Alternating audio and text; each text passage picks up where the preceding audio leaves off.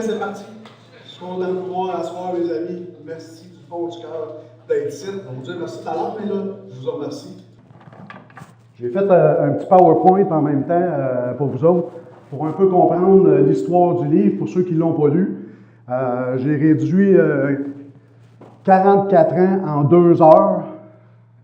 J'ai enlevé les bouts de plate, puis j'ai laissé les bons bouts. Un peu comme Mario Tessier, là. Mais moi, je ne suis pas une grande gueule. J'ai une grande gueule, mais je ne suis pas une grande gueule. Je ne suis pas les grandes gueules. Fait que c'est ça. Fait que ma conférence a pour but, c'est destiné à aider les gens de ce monde, tout comme moi, ont des blessures de rejet, d'abandon, de mal de l'âme, d'amour, d'absence. Merci, Mag. D'humiliation et d'intimidation qui circulent tous les jours dans leur vie. Celle-ci est attribuée à tous ceux et celles qui, aujourd'hui, n'ont plus l'espoir de la vie que la vie peut être belle due à de nombreuses embûches dans la vie que la vie nous apporte. Next one. J'ai confiance que je pourrais vous faire changer d'idée en vous enseignant comment prendre le tout un jour à la fois, un pas à la fois, et vous redonner espoir qu'une belle vie est encore possible. Il faut juste y croire. Le 2 ans passés, j'y croyais plus. Fait que, vous savez que, j'en parle rien, quand on vient au monde avec des parents.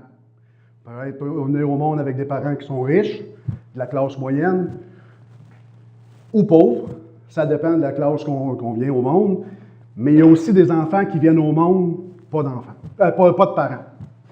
Dans mon cas, moi, c'était ça. Je viens au monde, pas de parents.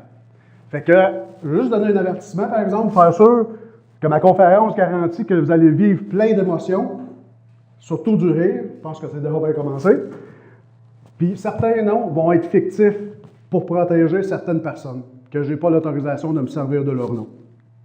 Fait que pour ça, moi, ma vie, elle a commencé un samedi, même pas ça. Tu vois, hein?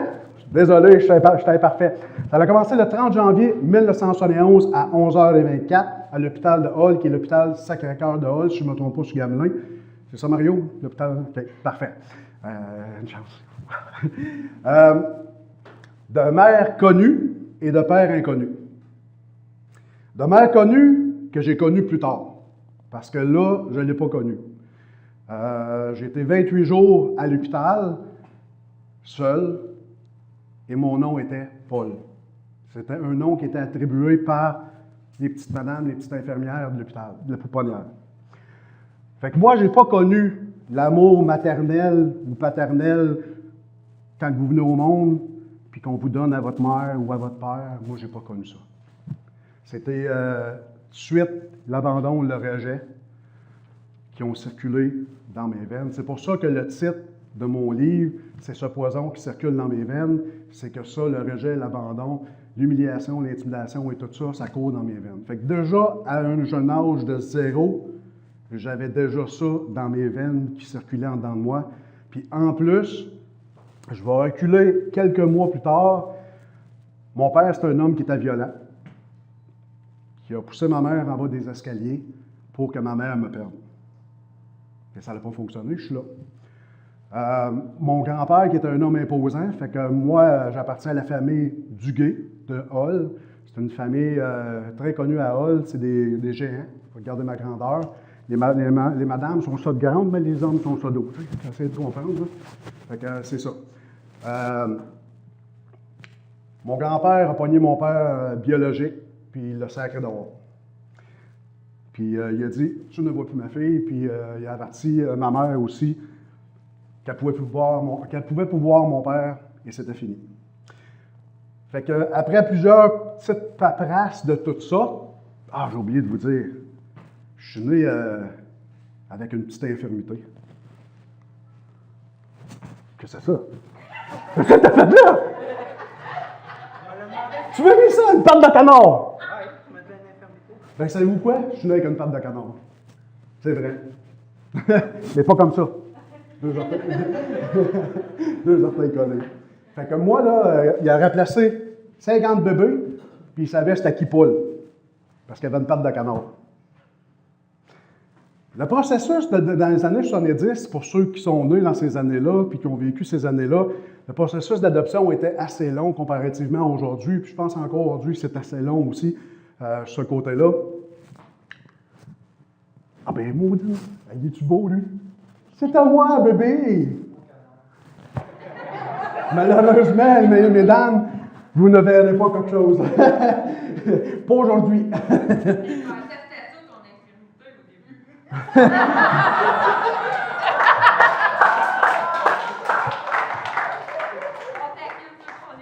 Je t'ai invité, toi, hein? Commence à la regretter. Fait que c'est moi, bébé. Quand je suis venu au monde, comme je vous disais, dans le processus, il y a eu un processus, il y a eu des négociations. Moi, j'appelle ça un contrat de vente. C'est un contrat comme ça. C'est ça qui était un contrat que j'appartenais à la famille Gauthier. Je, Monique Duguay, réside au blablabla à Hull, certifie que le 30 janvier 1971, j'ai donné naissance, blablabla, 11h24, blablabla, je renonce à mes droits de mère, enfant, blablabla, blablabla, signé Monique Duguay. C'est un contrat de vente, asti. Je ne suis pas une chose, je suis un humain, avec un cœur. Mais c'est de même que ça définit. L'avantage, c'est que j'ai eu des bons parents. Avec les problèmes qui viennent avec, que je vous parlerai plus tard, mais au moins, j'avais une famille. J'avais de l'amour. Le rejet et l'abandon circulaient un petit peu moins. Mais passé 28 jours, j'ai du monde des hôpitaux aussi. Je peux vous dire qu'ils ont peut-être vu des enfants passer plus de temps que 28 jours, mais moi, j'ai passé 28 jours à l'hôpital. Fait que le 4 mars 1971, on m'a distribué comme un paquet. Il y a une madame qui travaillait pour mon père, mon parrain, puis une tierce personne. Ça s'appelle les entreprises parisiennes. Ceux qui ont connu ça en rentrant en maçon. En avant, il y avait les go-karts en jeu, qui était mon père, puis mon parrain qui ont inventé ça, qui est devenu aujourd'hui le complexe Amigo. Fait que c'est ça. Fait que la madame, elle m'a pris, puis elle m'a apporté chez mes parents, qui restaient, où aujourd'hui, c'est le photographe Pilon qui était là anciennement. Mes parents m'attendaient là, puis elle m'a déposé là comme un petit paquet. J'étais juste pas enveloppé, mais dans ma couverte. Il aurait pu me mettre dans une boîte, puis ça aurait été correct. Mais j'ai eu des bons parents. On a resté là une couple d'années. C'est mes parents adoptifs. Quand ils se sont mariés, je vous présente Françoise Chénier et Léopold Gauthier. Je vais les appeler France puis Léo parce que Françoise, elle n'aimait pas ça, se faire appeler Françoise, puis mon père n'aimait pas Léopold, je n'aimais pas ça Léopold non plus. Fait que je vais les appeler France puis Léo, c'est les noms qui ont sommé en dedans de moi toute ma vie, puis qui ont résonné en dedans de moi, puis par respect pour eux autres, parce que je les aime beaucoup. En passant, ils sont décédés, les deux. Je vous conterai ça plus tard. Cadence. Mais c'était déjà formidable. Dans le processus, on a resté dans cette cave-là une couple d'années. Par la suite, on s'est en allé dans une autre maison. Et cette place-là, ben, c'est là que certains petits incidents sont arrivés. J'étais en train de jouer sur la galerie et je suis tombé en bas de la galerie sur l'asphalte et je me suis ouvert ici, quelques points, encore quelques petits jours, pas quelques jours, mais quelques petits séjours à l'hôpital. Il y avait une canne, je sais pas si, je pense qu'il y en a, la majorité ont tout fait ça, on met tout le doigt dans la cacane, puis hop, ça sort plus. Fait que le doigt coupé. Il n'y a pas de cicatrice, je suis chanceux. J'avais un véhicule, là, les petits gars, ça joue, ça donne des petits chars, ça donne des choses. J'avais un station wagon, puis je jouais avec ça, moi, puis j'avais du fun, puis je me suis sacré le dent dedans, parce que moi, je suis un gars qui est curieux, puis je veux savoir comment que ça marche. Le doigt resté pris là-dedans, dans la valise, mettons, du station wagon. Mon père il est venu à bout de m'enlever ça, puis il lançait ça dans la golée. Mais la golée, chez nous, là, il y avait des serpents, puis des couleuvres. Et voilà, la phobie. Ma phobie. C'est pas moi qui étais là, c'est ma grande-sœur. Ah oui, c'est vrai, j'ai oublié de vous dire. Mon père avait une fille de son premier mariage. Hélène, on a 10 ans de différence, fait qu'elle est plus vieille que moi de 10 ans. Elle m'a donné une belle nièce le 21 juin 1984. Je n'ai pas été supposé d'être ici, fait que je pense que je ne la vois pas à cause des lumières. J'en suis très fier, malheureusement, à cause de ma sœur, je ne suis pas prêt. Pas proche de elle. Pourquoi? À cause des choses qu'on dit à nos enfants entre 0 et 7 ans. Qu'est-ce qu'on appelle des croyances. Fait que ma soeur, elle disait tout le temps à ma nièce, « Ah, il n'est pas fin, mon oncle. Ah, il n'est pas fin, mon oncle. Ah, il n'est pas fin, mon oncle. » Bien, ma nièce a grandi que j'étais pas fin, mon oncle. Fait qu'aujourd'hui, ben, ma nièce, elle a 30 quelques années, puis elle sait que mon oncle est fin. Mon oncle est là. Je ne suis pas proche d'elle, mais on se parle toutes les semaines. Elle sait que ma porte est ouverte. Elle m'a donné je suis mon oncle de 2 beaux enfants, une belle fille et un beau petit gars. Fait que j'ai la chance de les voir, mais j'aurais voulu être plus proche de ma nièce. Malheureusement, ben, ma soeur, elle a compromis ce cycle-là d'être proche, et c'est la seule que j'ai. J'en ai pas d'autres, j'en ai pas 50. On est une grosse famille d'un Chénier puis d'un Filion puis tout ça, mais chez nous, il y avait moi et ma soeur sur le côté des Duguay, j'avais une grosse famille, mais la relation n'a pas continué. On s'est rencontrés à un moment donné, moi et ma vraie-mère. Après 1 an que j'ai perdu ma mère, j'ai eu un téléphone de ma marraine. Ta mère, elle aimerait ça te voir. Ben, c'est parce que ma tante, ma mère est morte, ça fait 1 an. Non, t'es vraiment biologique. Ah! OK. Fait que je l'ai rencontré. Ça n'a pas duré longtemps. Ça a duré 1 an. Je sentais pas l'amour. Puis quand j'arrivais chez eux pour lui donner un bec, je sentais pas que c'était ma mère. Je la sentais comme une inconnue. Les raisons qu'elle m'a données en adoption, c'est qu'elle était jeune. Elle ne pouvait pas me garder. Mon grand-père paternel, ben lui, il voulait m'élever. Mais ma mère ne voulait pas. Fait que, qu'est-ce qui est drôle là-dedans? J'ai arrêté le frère de ma mère, tu sais. Ça résonne pas bien dans ma tête. Le frère de ma mère. Tu sais, pas mon homme, mais ma soeur. Non, tu sais, non, ça marche pas dans ma tête. Fait que je suis content que ça n'allait pas marcher. Puis, dans ce temps-là, ben, elle m'a donné le choix entre la fille que j'étais avec puis sa petite fille, parce qu'elle ne l'aimait pas. Elle arrivait chez nous, elle avait des cadeaux pour ma fille, mais elle n'avait pas de cadeaux pour eux autres. J'aimais pas ça parce que ça faisait de la chicane, puis mon père, lui, il nous donnait 100 pièces. Mais ces 100 pièces-là, ben, on avait 4 enfants en deux, mais on splitait 25 pièces, 25 pièces, 25 pièces. On rendait ça. Puis c'est pas parce que ma fille, c'était sa petite fille à mon père. Regarde, c'était ça, puis c'était égal pour tout le monde. Tout le monde. Ça, c'est moi, bébé. Comme je vous disais, mon père avait les go-karts. Fait que je suis né là-dedans. J'ai fait de la course de go-kart. J'ai travaillé là. C'était ma première emploi officiel avec mon père. Il y en a Michel et Richard qui sont là, deux collègues de travail. Ils arrivaient au go-kart avec leur corvette rouge, corvette bleue. Je me rappellerai toujours. C'est beau, les gars. Je vous adore. Ils ont connu ça, eux autres, ces go-karts-là. Ouais, toi aussi, c'est ça. Fait que c'est ça. En 76, mon père, moi j'étais trop petit, j'avais 5 ans, on a bâti une maison sur le chemin d'Orté, en s'en allant vers l'Ange Gardien, qui est devenu la résidence familiale. Mon père avait tout semé les fleurs, il avait fait des arches. C'est sûr qu'en 76, c'était pas comme ça, là. J'étais obligé de vendre la maison familiale pour des raisons que je vais vous expliquer tantôt. Mais dans ce temps-là, quand on est arrivé là, j'ai rencontré de formidables amis, un beau secteur. On était peut-être 10-12 maisons. Puis c'est ça qui a été mon enfance chez nous. On avait une piscine, fait que les jeunes, après les games de balle, on allait se baigner, puis on avait bien du fun. Mon père, on avait 2 acres de terrain, il nous faisait une patinoire. Fait qu'on patinait l'hiver, on jouait au hockey. On avait le hockey bottine. Puis je me rappelle, mon chum là qui n'est pas ici, je passais à mes jambières de joueurs de hockey puis il goulait avec ça. On avait vraiment du fun.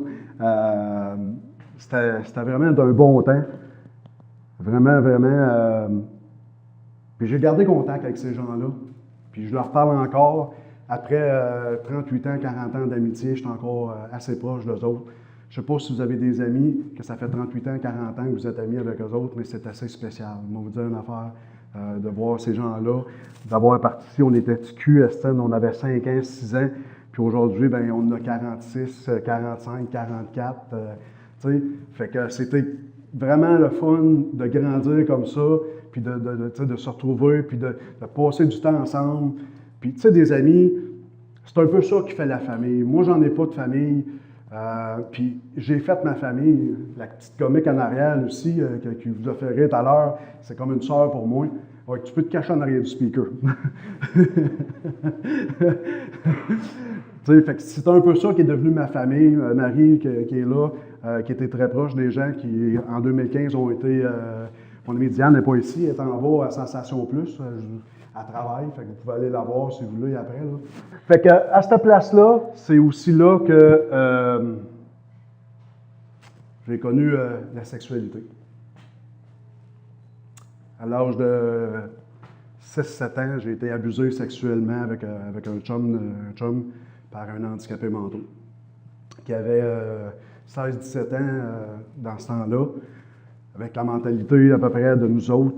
Puis on jouait aux cowboys, aux Indiens, puis on avait du fun avec ce gars-là. On se sentait en sécurité avec ce gars-là jusqu'au jour où il nous a attachés après le poteau de l'autobus qui était en arrière du garage de chez eux, de ses parents. Puis il nous a attachés, il nous a baissé nos culottes, puis il nous a fait une fellation. J'avais 6-7 ans. Vous pouvez vous imaginer le traumatisme que ça m'a donné d'être abusé sexuellement à cet âge-là. Oui, tu es un garçon, mais quel bord que tu es, tu ne le sais pas. Tu peux être aux femmes, tu peux être aux hommes. Ton identité sexuelle, tu ne la connais peut-être pas autant que quand tu arrives à 12 ans, 14 ans, 15 ans, 16 ans. On avait beau lui dire d'arrêter, mais il continuait pareil. Il nous disait que c'était correct d'arrêter de pleurnicher, d'arrêter de faire les bébés. On savait bien trop que c'était pas correct. Moi et mon chum, on a voulu porter plainte à la Sûreté du Québec. Et malheureusement, vu que c'était un handicapé mental, il n'y a pas eu de plainte qui était portée contre lui. Qu'est-ce qu'on appelle une gaffe du système juridique. Il y en a plein de ça. Je vais vous dire une affaire, pour ceux qui ont été abusés, rendu en 2017, gardez pas le silence. Il faut que vous parlez. Il faut que vous parlez. Moi et mon chum, à l'âge de 6-7 ans, on écoutait G.I. Joe, on écoutait les Goldorak, on écoutait... tu te rappelles de ça, Steph? Ouais. On avait la vengeance dans le cœur. On voulait le tuer. À l'âge de 6-7 ans. C'est pas ça que tu es supposé penser. Tu es supposé penser à jouer, à avoir du fun, à profiter de la vie. Parce qu'à cet âge-là, tu n'en as pas de problème de vie. Tu n'es pas supposé d'être abusé sexuellement à cet âge-là. Tu es supposé vivre. Vivre ta vie. On m'a enlevé ça. Pendant plusieurs années, je me suis pas remis en question parce que ma première blonde, hop, ça c'est moi, en 77, un beau petit blond, pas yeux bleus, mais yeux bruns, bouclés. Ma première blonde. Il y avait un chien. Elle m'a mis les idées en place. Je savais que j'étais aux femmes. On a, qu'est-ce qu'on appelle le puppy love. On a fait du puppy love. Dans le chien. Dans le sable, avoir du sable dans les fesses. Dans la maison, chez eux. Pas de tout, une petite cabane. Mais elle m'a replacé. Mais ma priorité de la fellation, c'était pas là. Je n'étais pas capable de me faire faire une fellation. J'ai été longtemps comme ça. Longtemps. Puis longtemps que la fellation, pour moi, n'était pas une importance dans mon couple. Longtemps. Jusqu'au jour où, à un moment donné, j'ai commencé à réaliser que c'était pas tout mal, c'était pas tout sale, c'était pas tout... Mais je me suis senti sale pareil. Je me suis senti longtemps coupable de m'avoir fait abuser sexuellement. Pourtant, à 5-6 ans, là, tu ne cherches pas à te faire abuser. Pantoute. Puis la photo que vous avez vue, c'était à peu près dans ce temps-là. J'étais innocent. Si vous regardez le visage, c'était un visage innocent. Je ne savais pas c'était quoi. Je voulais jouer avec mon bicycle.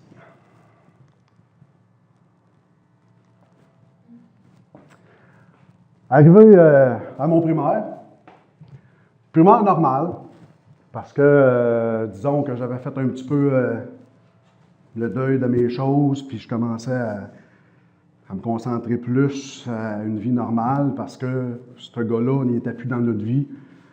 Puis en passant, quelques années plus tard, lui avait 16-17 ans, à l'âge de 18 ans, le karma a payé. Et quand on vous dit que le karma, c'est un boomerang, il revient.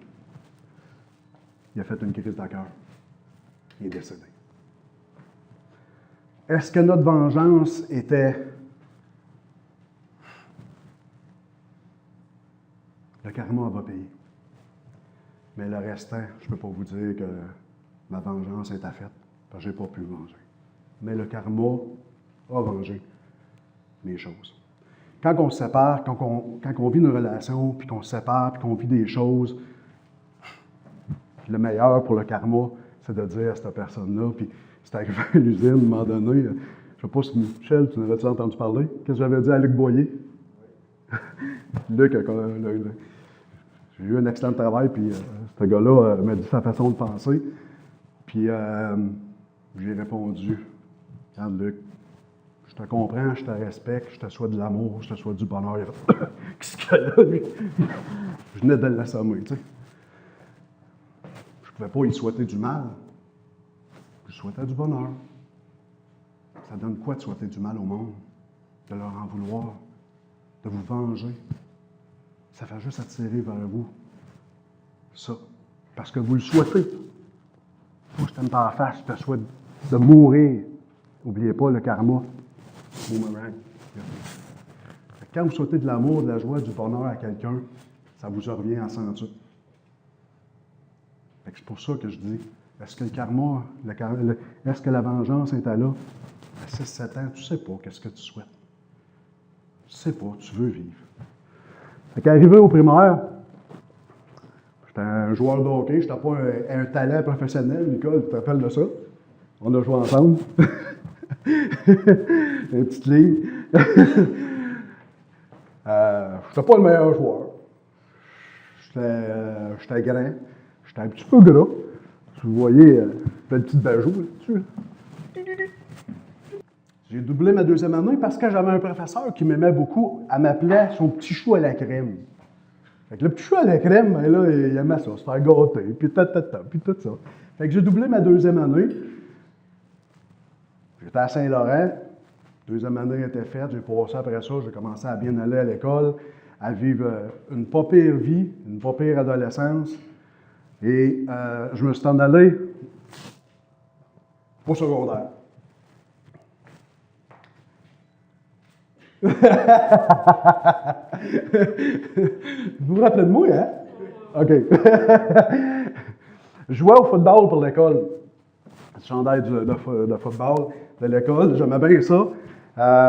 Encore là, je n'étais pas le meilleur, mais il n'y a pas personne qui était capable de me tasser. Fait que j'étais content de ne pas être tassé. Mais je n'étais pas le meilleur, je n'étais pas le favori du coach. Dans les sports, je n'étais pas favori vraiment de quelqu'un. Jusqu'à temps de rencontrer Jim Lahey, l'ancien directeur à Polyvalente. Je ne sais pas s'il y en a qui connaissent Jim Lahey à Bocam. Il est décédé, je pense, aujourd'hui, hein, si je ne me trompe pas. En tout cas, puis il était tellement fin, c'était un bon directeur, c'était un bon coach, puis tout ça. Puis ce gars-là m'a donné confiance. Puis cette année-là, j'ai fini meilleur pointeur de la ligne. Il y avait 4 clubs dans ce temps-là, nous autres, Masson, Saint-André et Turceau. À l'âge de 15-16 ans, j'étais dans un party avec mon cousin. Je ne nommerai pas mon cousin parce que j'ai de la famille ici. On avait bu, on avait fumé. Je ne suis pas un ange. Ben là, aujourd'hui, je suis un ange. Mais dans ce temps-là, je n'étais pas un ange. Je fumais, je buvais, je prenais de la drogue. Je ne dirais pas comme tous les enfants, parce qu'il y en a qui n'ont peut-être jamais connu ça. J'ai sorti de la salle de bain. Je me suis fait ramasser par 4-5 gars pour me faire abuser sexuellement. Un viol collectif de 5 personnes. Mon cousin savait qu'est-ce que j'avais vécu étant plus jeune. Ce soir-là, ça aurait été une fille, peut-être que c'était la fille qui s'aurait fait ramasser. Mais ce soir-là, c'était à moi. Ils m'ont baissé les culottes, puis ils m'ont abusé. Ils m'ont planté leur sale graine dans le trou de cul.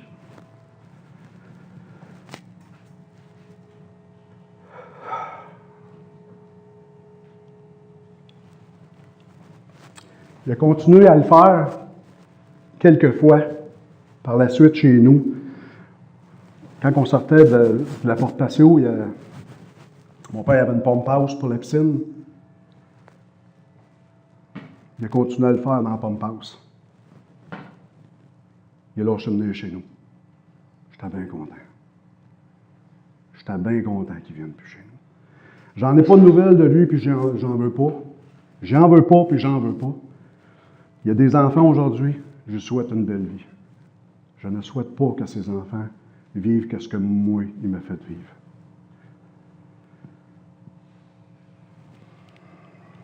Quand ils ont fini de faire ce qu'ils ont fait, mon cousin me dit, si tu parles à la famille, je te calisse une volée. J'ai été quelques jours et peut-être même quelques semaines à me promener comme ça, puis me faire demander par ma mère qu'est-ce que j'avais. Je tombais en bessique, maman. En passant, ma mère, elle ne pouvait pas avoir d'enfant. C'est pour ça que j'ai été adopté. Fait que l'histoire un peu de mes parents, c'est que mon père avait, de son premier mariage, une fille. Puis sa première femme est décédée. Puis ma mère ne pouvait pas en avoir. Fait qu'ils ont eu la possibilité de m'adopter. Fait que c'est comme ça que... fait que tu sais, j'étais comme un peu... surémé. On peut-tu dire ça? Dis-tu surémé? Parce que ma mère, elle ne pouvait pas avoir d'enfant. Fait qu'elle m'aimait encore plus. Puis même si je serais arrivé chez nous avec une patente dans le front, je pense qu'elle m'aurait aimé pareil. Parce que dans ce temps-là, il n'y en avait pas de garantie. C'est mon contrat de vente que je t'ai montré tantôt. Là. Eux autres n'avaient jamais vu. Là. Ils ne savaient pas que je serais comme ça aujourd'hui. Beau bonhomme, high class. Frais dispo. Je ne veux pas vous garder l'image du viol parce que je sais qu'il y en a qui ont été abusés sexuellement dans leur vie et qui ont vécu des choses. C'est pour ça que je vous amène vers d'autres choses pour pouvoir voler un peu. Je l'ai dit, on vivrait d'émotions ce soir. Quand tu es jeune, tu es innocent. Il y avait des beaux jardins, on allait voler des cocombes, on allait voler du maïs, du blé d'Inde de vache. Tu vois quelqu'un qui a mangé du blé d'Inde de vache, tu sais? C'est poreux. T'en as déjà mangé? C'est poreux, hein? C'est pas trop bon, hein? C'est ça. C'est pas trop bon. T'as entièrement raison. Mais on en a mangé. À un moment donné, on s'en vient, nous autres, avec les brouettes, avec des boîtes de carton plein de blé d'Inde. Puis on s'en vient sur le chemin. Puis là, le cultivateur, lui, s'en vient avec son truc. Comment il y a du monde qui vole mon blé d'Inde? Il arrête. Il dit « Hey, ma gang de voleurs! Pourquoi vous volez mon blé d'Inde? Pas grave, mon père, il a un gros cœur, t'as Angers. » Ouais, le gars, il avait dit à pleine caméra, mon père, il est riche. C'est à peu près ça que je voulais dire au gars. Je m'en calais de ton blé d'Inde. Mais c'était ça un peu ma jeunesse avant d'avoir mon scooter. Mon beau scooter. Y a-tu une photo là-dessus? Je me sens que j'ai une photo. Barouette, hein? Dans le temps du Miami Vice. Hey, ça, c'est beau, hein? Avec un petit peu plus de cheveux.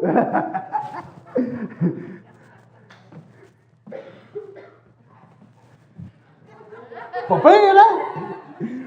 Mais savez-vous qu'est-ce qui est arrivé à ce petit scooter-là?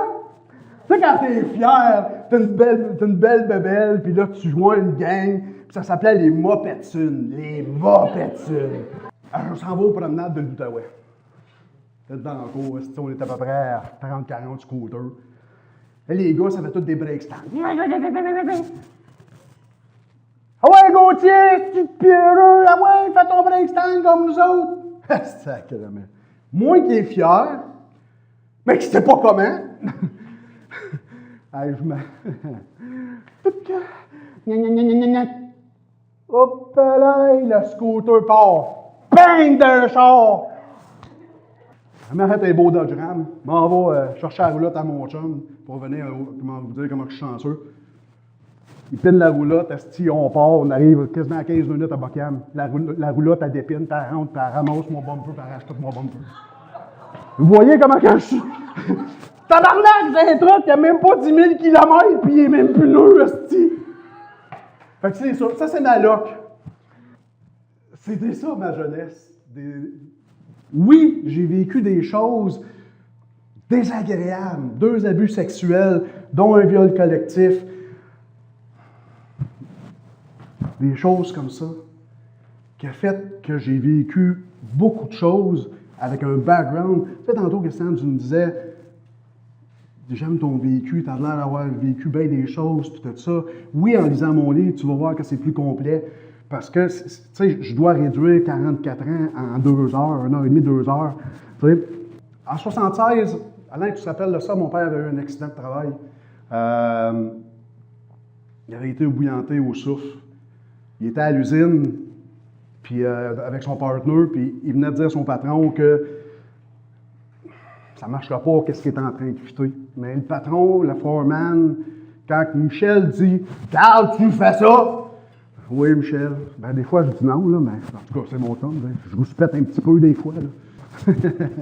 Mais le tuyau a pété. Ça a tombé sur eux autres. Mon père a passé tout près de 13 semaines à l'hôpital. Puis tu sais, en 76, j'ai 7 ans. 77, 76, 78, 78, 79, 79, 79, 78. Tu sais, j'ai 7 ans, puis ton père n'est pas à la maison. Ton idole, ton héros n'est pas à la maison pour quand tu arrives à l'école, le soir, il arrive de son travail, tout ça.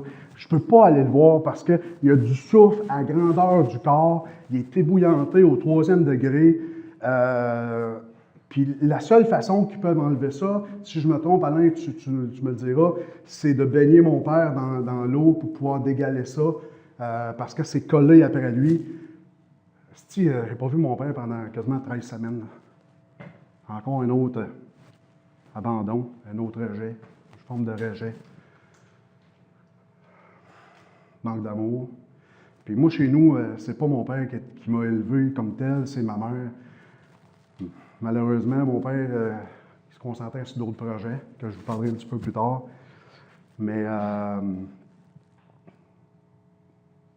tu sais, tantôt, quand je vous disais, là, on vient au monde, pas qu'on vient au monde, mais toutes les familles ont des problèmes. On a tous des problèmes. Ça veut dire ça peut être de la drogue, ça peut être de la boisson. Moi, mes parents, ma mère, c'était une femme colérique, qui est très, très colérique, puis sûrement qu'elle était bipolaire. Fait que c'est ça. Puis à cet âge-là, bon ben, de l'âge de 10-15 ans, j'ai été battu par ma propre mère. Est-ce qu'elle vivait beaucoup de choses? Sûrement. Parce que mon père faisait de la grossière descente chez nous, a abusé, pas abusé, mais a fait de la grossière descente à sa propre fille, à mes tantes, et une petite fille qui est venue rester chez nous, à services sociaux. Fait qu'il était, puis trop occupé à regarder ses films cochons, là. Fait que c'est pour ça que c'était ma mère qui s'occupait de nous autres. Puis ma mère, c'était une femme qui était colérique, puis sûrement à cause de tout ce qu'elle vivait, j'en ai mangé une calisse. Puis peut-être 2. J'en mange un autre tabarnak. Elle me pointe par les cheveux, bing dans le mur, un bras, bing dans l'autre mur, une patte, bing dans l'autre mur. Elle avait des cheveux dans ce temps-là. Mais là, hey, je revolais, j'ai embrassé les 4 murs chez nous, je ne touchais pas à terre, asti. Là, ça saigne. Je saigne de la bouche, je saigne de la tête, je saigne des bras, je saigne des genoux. Elle arrête.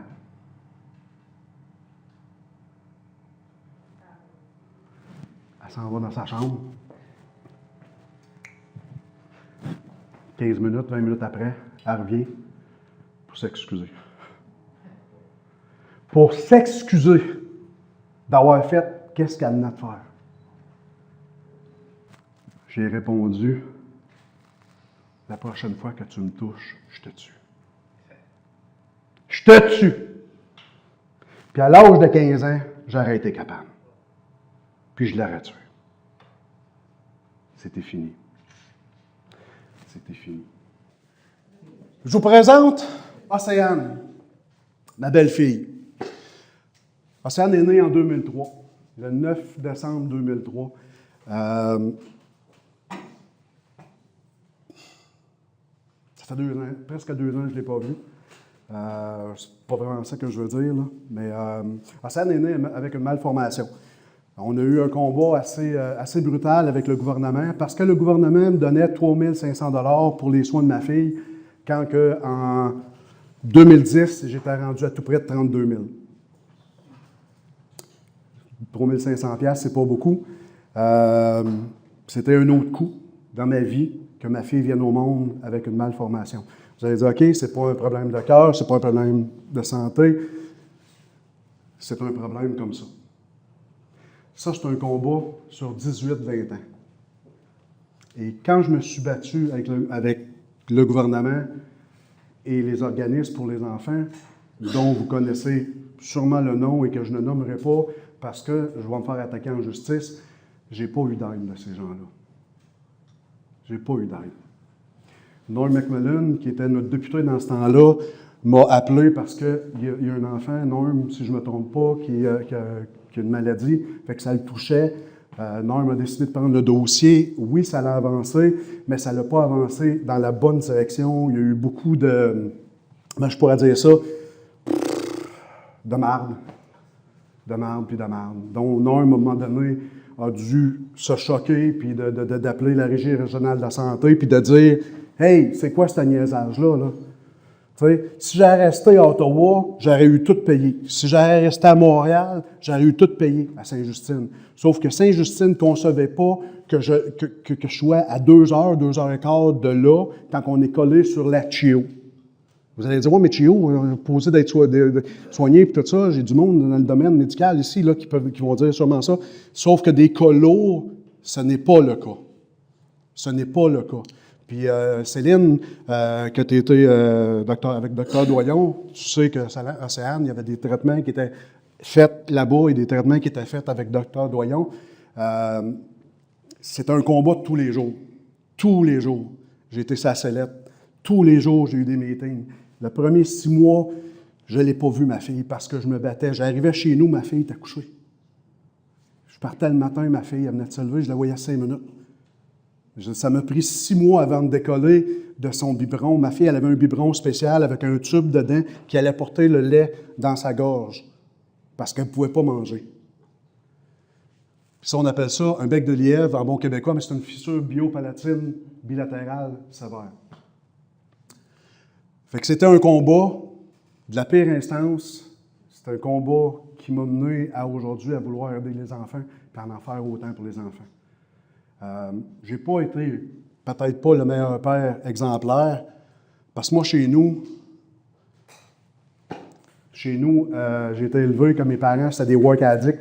Fait que moi, j'étais un work addict. Moi, travailler 60, 80 heures, 84 heures. Michel, je pense que mes Richard peuvent confirmer. Claude, j'étais tout le temps à l'usine. Même ma fille, elle disait à mes copines dans ce temps-là, « Tu penses d'avoir mon père? » Je ne le louais même pas, mon père, il travaille tout le temps. Aujourd'hui, j'ai canalisé pour dire pas plus que 48 heures. J'ai une vie, j'ai Production Océane, j'ai des projets, je veux les mettre en terme, je veux aider les enfants, je veux faire des conférences dans les écoles. On est en train de monter, Magali, t'es où, Mag? Quelle est Magali? Elle est là-bas. On est en train de monter une belle conférence pour les jeunes, pour rentrer dans les écoles, faire une belle conférence avec eux autres. Je me fie à mes 3 jeunes. Naomi, peut-être qu'il va joindre aussi, Annabelle, qui n'est pas ici, pour pouvoir rentrer dans le détail, d'aller chercher qu'est-ce que les jeunes ont besoin. C'est pour ça que je me suis entouré de 3 bonnes jeunes filles qui m'inspirent, puis qui vont me donner des idées, puis qui vont me dire « Carl, c'est ça que tu as besoin pour rentrer dans une école. Je veux chercher le gros morceau pour aller rencontrer vos jeunes, puis leur dire c'est quoi la vraie vie. Qu'est-ce que la vie? Parce que moi, à l'école, quand j'étais diplômé, c'est un peu le bout qu'on a manqué tantôt, mes diplômes, on ne m'a pas enseigné que la vie serait qu'est-ce que j'ai vécu, que je serais abusé, que je serais ci, que je serais ça, que ma fille viendrait avec une malformation. On ne m'a pas enseigné ça. Je suis arrivé avec les épreuves de la vie. L'autre jour, on m'a demandé, tu es diplômé en quoi? Je suis diplômé de la vie. C'est le meilleur diplôme qu'il n'y a pas. Tu as bien beau d'avoir des bacs, ça d'eau, mais si tu ne connais pas c'est quoi la vie, puis tu n'as pas du vécu, c'est plate, là, mais tu ne connais rien. Moi, j'ai tout le temps dit que les meilleurs conférenciers, c'est ceux qui ont du vécu. Les Robert Savoie de ce monde, les Marc Gervais, les Anthony Robbins, c'est ceux-là. Frank Nicolas, David Laroche, c'est des gens qui ont du vécu, François Lemay. Puis j'en passe, j'en connais une trollée aujourd'hui parce que je suis dans le domaine des conférenciers. Avec Alain, on en rencontre énormément de conférenciers, puis ils ont leur histoire. Tina a son vécu, Alain a son vécu, on a tout notre vécu en quelque part. Et moi, c'est là que j'aime, parce que je respecte qu'est-ce qu'on a de vécu. Ma page, elle a 30 000 personnes sur ma page, tout près de 30 000. Pourquoi que je t'aime? Pourquoi que ma page, en 1 an, elle a pris de l'ampleur comme ça? Parce que moi, ma page, les gens sont respectés et s'associent avec mon histoire à cause de l'écrit de mon livre. C'est sûr qu'à soir, je ne vous parlerai pas tout de ce qu'il y a dans mon livre, je n'aurai pas le temps, mais je vous invite à aller lire. Je le publie des fois sur ma page personnelle, vous êtes tous amis avec moi. Il y en a qui sont sur Production Océane, allez lire parce que je n'aurai pas toute la chance de tout vous dire qu'est-ce que j'aurais voulu vous dire ce soir. On a eu des dons, c'est sûr. Ça nous a beaucoup aidés. Une journée à l'hôpital, c'est beaucoup d'argent. Une semaine à l'hôpital, c'est beaucoup d'argent. Malheureusement, la vie a fait qu'on s'est séparés. parce qu'on s'est oublié là-dedans. On a oublié notre amour, on s'est battu pour notre fille, pour l'amour de notre fille. Je ne l'ai pas eu facile avec les parents et la famille de mon ex. Je ne suis pas ici pour me plaindre. Ils ont même cassé des œufs dans ma fenêtre. Puis aujourd'hui, pourquoi que ma fille ne me parle pas depuis 1 an et demi? Parce que sa mère, ça fait 13 ans qu'elle essaye de m'enlever ma fille. J'ai été privé, quand ma fille est venue au monde en 2013, on s'est séparés, j'ai été privé 3 semaines de ma fille sans l'avoir. Et c'est encore la même histoire. C'est une mère qui est jalouse de sa fille. Lucie, elle a eu la chance de voir qu'est-ce que sa mère allait. C'est jamais elle, c'est toujours les autres. Tu as eu la chance de vivre un peu avec cette famille-là. C'est jamais eux autres, c'est toujours nous autres le problème. C'est des gens parfaits. Mais moi, regarde, je ne suis pas parfait. Je suis imparfait, puis je suis peut-être le plus imparfait des imparfaits. Je suis humain. Je fais des erreurs. Fait que c'est là qu'était la séparation. La deuxième opération de ma fille, la première opération, c'était de fermer le bec de lièvre. Vous avez vu tantôt la petite portion, là. C'est pour ça qu'on appelle un bec de lièvre. Ça, ici, la gencive vient coller sur le nez. Fait que c'était de replacer ça et de fermer la gencive, la lèvre. Fait que ça, c'est sa deuxième opération. À sa deuxième opération, la première n'a pas fonctionné. Une bactérie est rentrée dans sa fissure, puis ça leur a ouvert la lèvre. Fait que la deuxième opération, j'ai rasé de part de ma fille. Je peux vous dire une affaire. Quand tu rases de part de ton enfant, l'adrénaline m'a pu te pousser assez fort. Ça faisait 3 appels que je recevais, je n'étais pas là. Je me suis toujours dit que plus jamais, je ne serais plus là quand elle se fait opérer. Mais je n'étais pas là cette journée-là, je travaillais, j'étais chez nous, on s'en allait la voir. Ma mère, elle arrivait. C'était supposé être une opération de routine comme la première. Malheureusement, ma fille, elle a fait 4 hémorragies externes.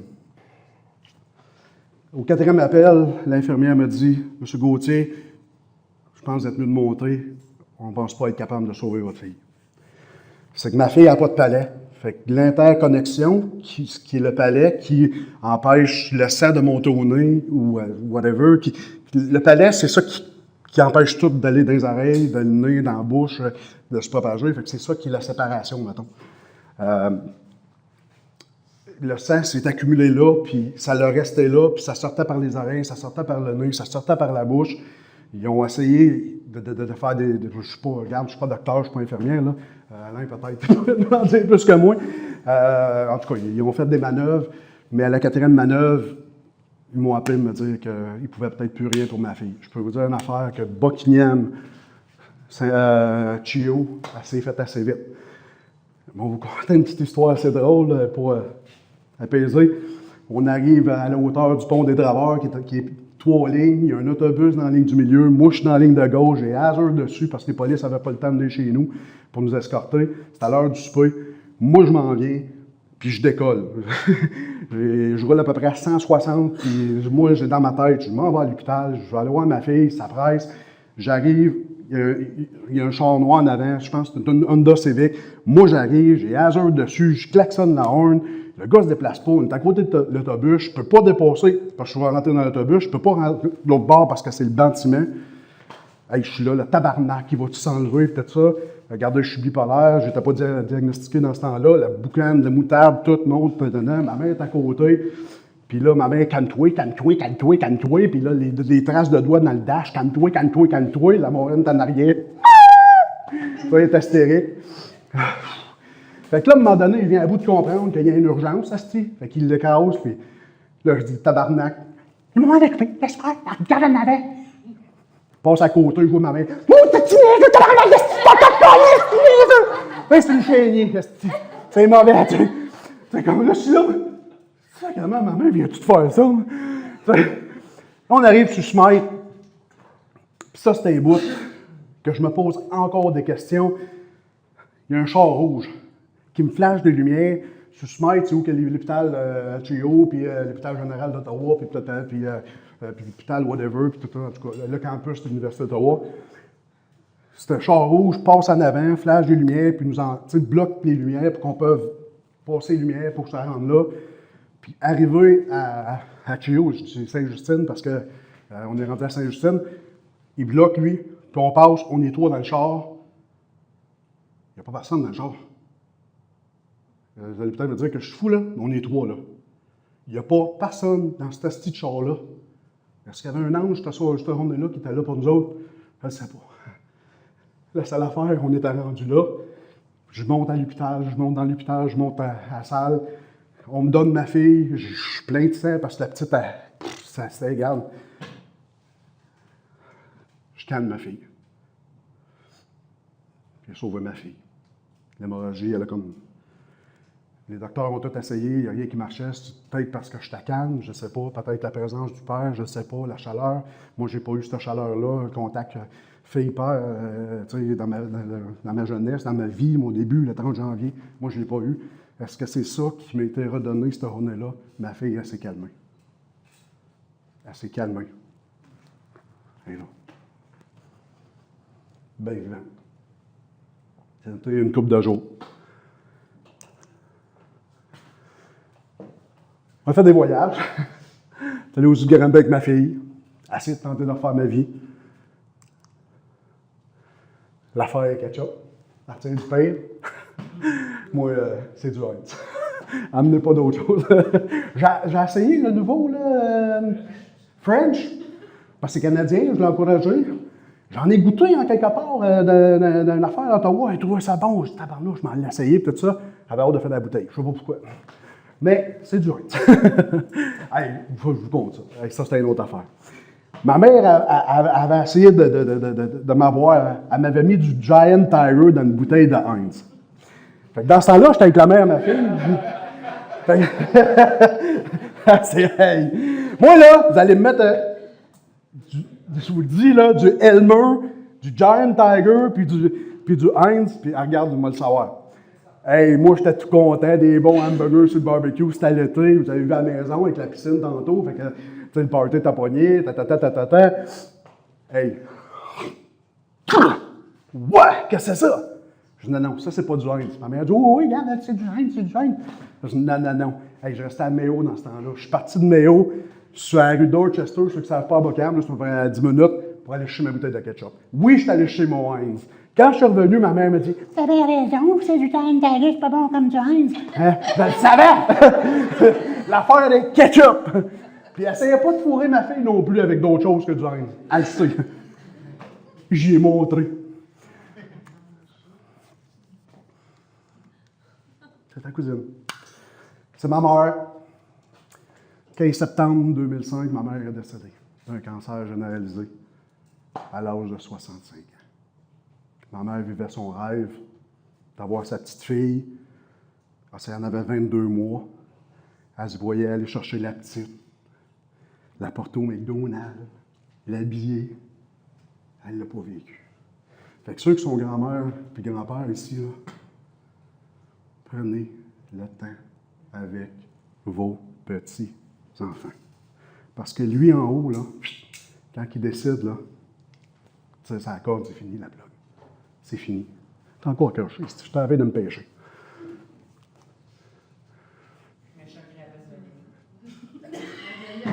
Ma meilleure amie. Je l'ai eue pendant 10 ans et demi. Une chienne extraordinaire. Un amour. Vous êtes les premiers que je le dis. Parce que je n'ai pas été capable de dire la vérité aux enfants. J'ai dû la faire endormir parce qu'elle était trop malade. Aux enfants, on a dit qu'elle était décédée. Quand je suis arrivé, j'avais d'une soirée, elle était sur le lit, puis la longue sortie, ça m'a coûté 700$ de la faire endormir. Parce que j'avais pas le choix de la faire endormir. Ma meilleure amie. Ça, là, partout où j'allais, elle me suivait. Partout.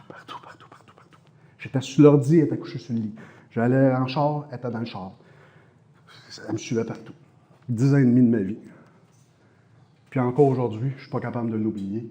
Puis ça fait des années qu'elle est décédée. On est rentré à Sainte-Justine, 7 ans plus tard.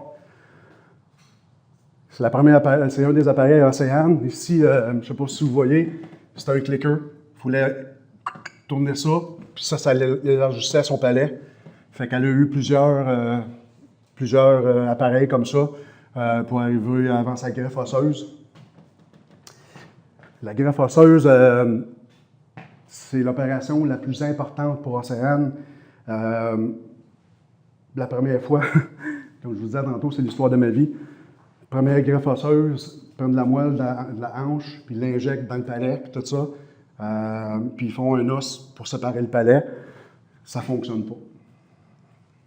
La moelle osseuse n'a pas fonctionné. On a dû refaire l'opération. On a dû refaire l'opération. Je avancé un petit peu trop loin. Ouais, on a dû refaire l'opération. Fait que cette semaine-là, on était en shutdown à l'usine. J'ai été capable d'avoir cette journée-là de l'opération. Cette journée-là de l'opération. Il fallait que je m'en retourne à l'usine parce qu'on est, comme je vous disais, on était en shutdown. Après l'opération, sa chirurgienne vient nous voir et elle nous dit 5% de chance que ça fonctionne. 5% de chance. 95% de chance que ça ne fonctionne pas. Le tissu qu'elle avait dans le palais était trop fragile pour contenir la moelle. Il fallait que je redescende, moi, là. Avec ça, sans conscience. Quand je suis arrivé à la hauteur d'Hawkesbury, quand j'ai sorti de la 40 pour arriver à la hauteur d'Hawkesbury, j'ai éclaté. Je me suis collé sur le bord du chemin. J'ai jamais autant prié ma mère et le bon Dieu. Appelez-les Bouddha, Godzilla, n'importe quoi. Moi, c'est mon être supérieur. Pour que ça fonctionne. J'étais tanné.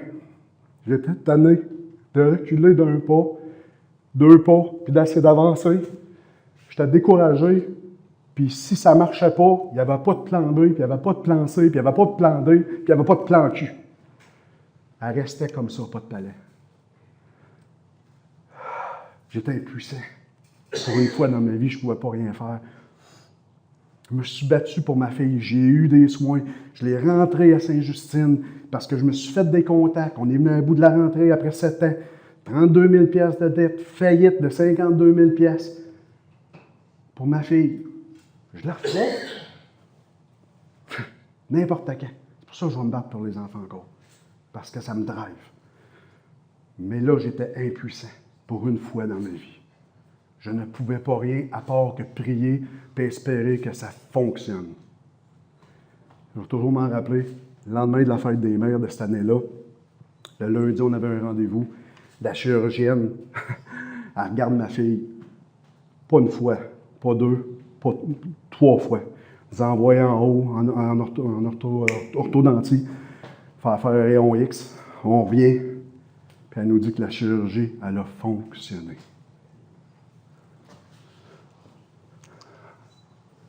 Ma fille, elle a un palais, comme nous autres.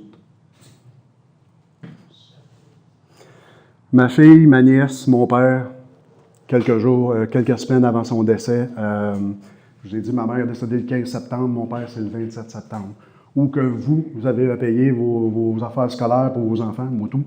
Moi, je vis des deuils, un après l'autre, dans l'espace de 10 ans et 12 jours. On venait de savoir qu'il avait le cancer, fait que cette photo-là a été intronisée. Pas longtemps après, ma fille, elle faisait des cauchemars, elle rêvait que son pépé, elle appelait mon père pépé à cause de pépé la piou. Pas longtemps après, elle est allée voir mon père. C'était un moment émotif au plus. Wow! Moi, je suis Océane. Elle dit à mon père, elle dit, pépé, elle dit, je suis plus capable de venir te voir. J'ai trop mal de te voir comme ça. Mon père est parti.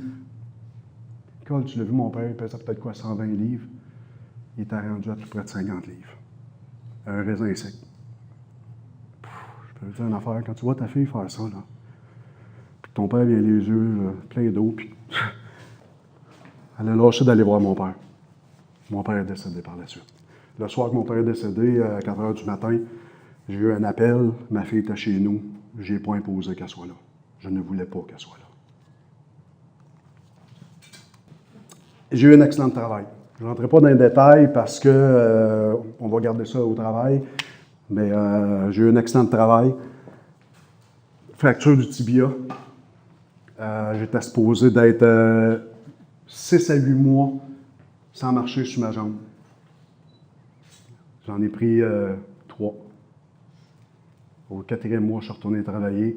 Malheureusement, j'ai perdu mon emploi. J'ai été mis dehors. On m'a récupéré. Un an après, on m'a récupéré. Il n'y avait pas le choix parce que c'est dossier médical. J'ai été diagnostiqué bipolaire avec un léger TDAH. Bipolaire de type 3.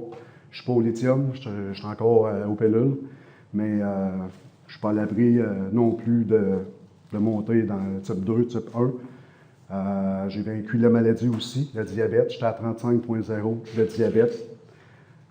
J'étais un bâton de sucre.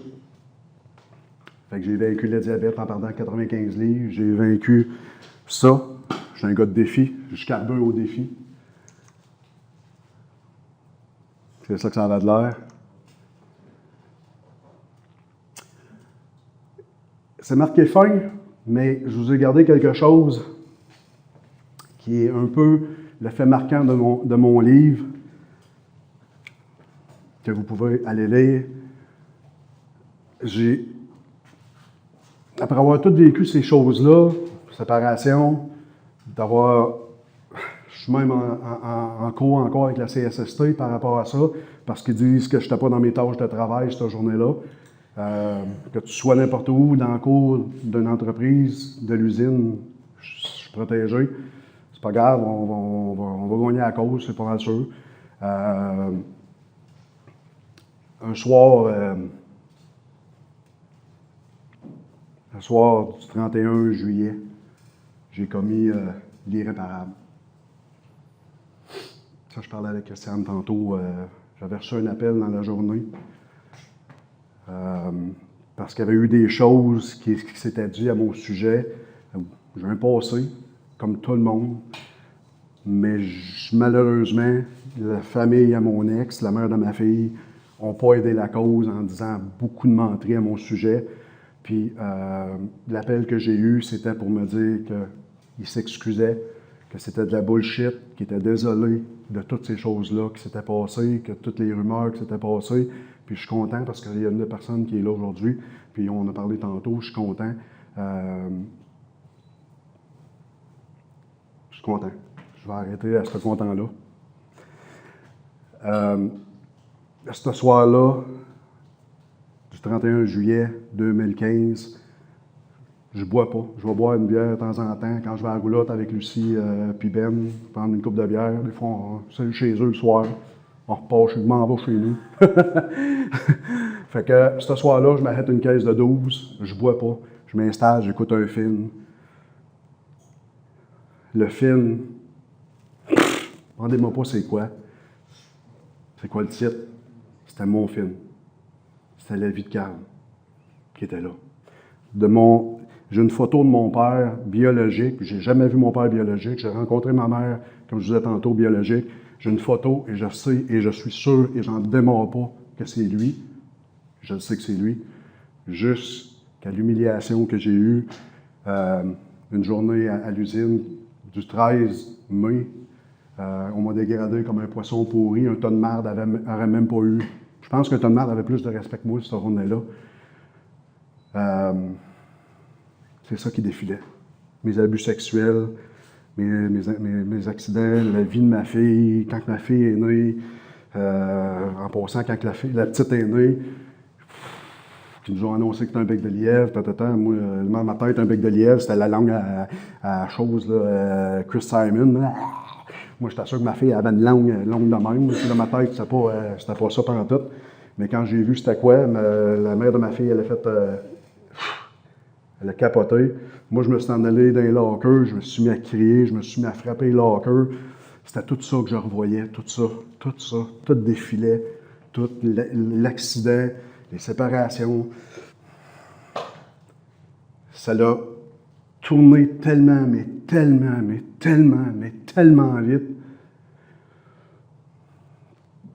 J'ai texté mon amie Lucie. Elle était enceinte, elle avait des mâles des tunnels carpiens, je ne voulais pas la déranger parce que moi, j'aime pas déranger le monde. Elle m'a dit qu'elle s'en allait se coucher, j'ai rien dit. Elle m'a demandé, ça va-tu? Je dis, oui, ça va, super. J'ai texté ma chum Diane, je dis, ça va pas. Mais elle n'avait pas son cellulaire avec elle. C'était sa fille qui l'avait. Puis, tu sais, quand les meilleurs amis du monde, on a tous des codes, hein? Puis, tu sais, si Lucie me dit quelque chose, je peux le détecter. Si Marie me dit quelque chose, je peux le détecter. Tantôt, elle n'avait pas besoin de me dire grand-chose quand j'ai posé une question, que je savais qu'il y avait quelque chose.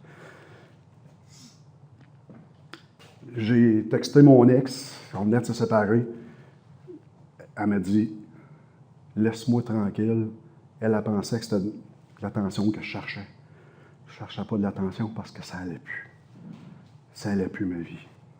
J'étais écœuré de ma vie. J'étais tanné de ma vie.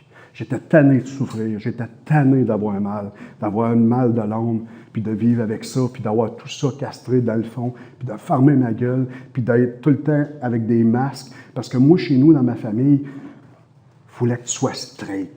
Je ne pouvais pas être celui que j'étais. Moi, ma vie, elle a commencé spécialement. Je suis spécial. J'ai des choses, je suis donnant, tu sais, quelqu'un va m'arriver, la fin de semaine qu'il y a eu les inondations, j'ai travaillé de nuit la fin de semaine, je me sentais impuissant, je voulais aider le monde, puis le lundi matin, j'ai fini à 6 heures, je me suis en allé déjeuner. Mel, t'étais-tu là, Mel, ou c'était Sonia qui était là? Mel, t'étais-tu là? Oui, où, Mel? T'étais-tu là ce matin-là? Oui, hein? Je me suis en allé chez nous, je suis allé me coucher, pas capable de dormir parce qu'il fallait que j'allais aider, il fallait que j'allais faire ça. Donner ça. Je suis parti, j'ai passé 36 heures debout. 36 heures pour aller aider ces gens-là. À un moment donné, il n'y avait plus rien à faire, les gens ont parti. Je suis allé voir le gars, je peux-tu rester? Je me sens mal de ne pas avoir été là en fin de semaine. Je peux-tu rester ici? Parce que si je m'en vais chez nous, je vais dormir. Il m'a dit, reste là, j'ai donné un coup de main, on a serré des poches de sable. Regarde, on a mangé toute la journée, on a ri, on a eu du fun, on a aidé des gens, des murs qui ont tombé, on est allé dans l'eau, j'avais de l'eau jusqu'ici, assis dans l'eau, j'avais pas de bottes, j'étais tout trempe, j'allais placer les poches, j'ai aidé le monde avec les pompes. Regarde, c'est le même que je suis. Mais moi, dans ma jeunesse, pendant 44 ans, j'étais enfermé dans le fond de moi. Fait que ce soir-là, tout a explosé. Tout a explosé. J'ai pris 50 pilules de morphine. Entre 100 et 150 Tylenol, codéine 3. Quand on m'a trouvé, j'étais à une demi-heure de mourir. Une demi-heure de mourir. Je me rappelle de rien, parce que j'étais inconscient. J'étais parti. Jusqu'à 7h15, lui. T'es arrivé à l'hôpital? C'était à peu près ça. Lucie était avec l'infirmière, puis l'infirmière m'a demandé « Est-ce que c'est correct, M. Gauthier? » C'est ma seule famille. Elle a mes assurances à son nom. Tellement j'ai confiance en cette personne-là. Elle m'a dit « Fais-moi plus jamais ça, mon gros Chris. » Elle avait les larmes aux yeux, je lui ai hérité d'une grosse caresse. Je vais vous dire une affaire. Quand je me suis ouvert les yeux, je pensais vraiment que j'étais au paradis. Merci beaucoup.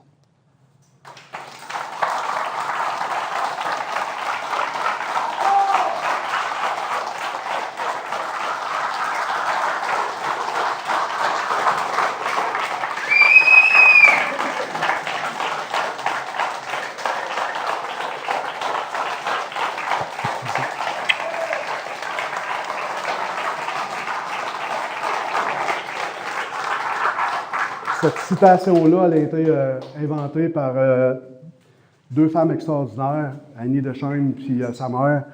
C'était représentatif, tel un phénix. Je renais de mes cendres. Pas plus ta vie, toi aussi, car tout est possible. Le livre finit comme ça, mais le week-end du 14 août, je suis rentré ici par cette porte-là. J'avais la date, l'heure, le moment, puis le temps. Puis je ne m'aurais pas manqué cette fois-là. Mais grâce à l'équipe de Robert Savoie, puis Nathalie, puis tous les intervenants, excusez-moi, ça a changé ma vie. Et c'est pour ça que je devais faire mon rodage ici aujourd'hui, parce que ça a commencé ici. Merci Nathalie et toute l'équipe. Tu donneras un gros bec pour moi à Robert. J'aimerais ça qu'on les applaudisse, qu'on applaudisse ça.